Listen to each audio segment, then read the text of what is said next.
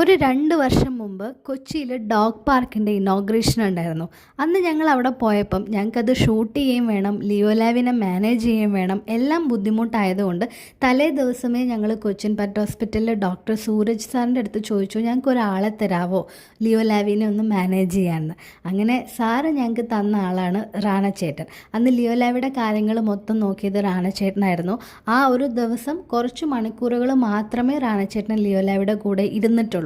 പക്ഷെ പിന്നെ എവിടെയെങ്കിലും വെച്ച് ഇവർ 3 പേരും കൂടി മീറ്റ് ചെയ്താലുണ്ടല്ലോ, ഇവരുടെ സ്നേഹം കാണുമ്പോൾ നമ്മൾ വിചാരിക്കും വർഷങ്ങളായിട്ട് പരിചയമുള്ള ഒരു ബന്ധമാണെന്ന്. അങ്ങനെ സ്നേഹമായിരിക്കും. എനിക്ക് തോന്നുന്നത് ലിയോ ലാവിനേക്കാൾ കൂടുതൽ എക്സൈറ്റ്മെൻറ്റ് ലിയോ ലാവിനെ കാണുമ്പോൾ റാണച്ചേട്ടനാണെന്നാണ്. റാണച്ചേട്ടൻ്റെ ഈ ഒരു സ്നേഹം നിങ്ങൾ കണ്ടില്ലേ? ഇതേപോലെയാണ് കൊച്ചിൻ പെറ്റ് ഹോസ്പിറ്റലിലുള്ള എല്ലാ സ്റ്റാഫും.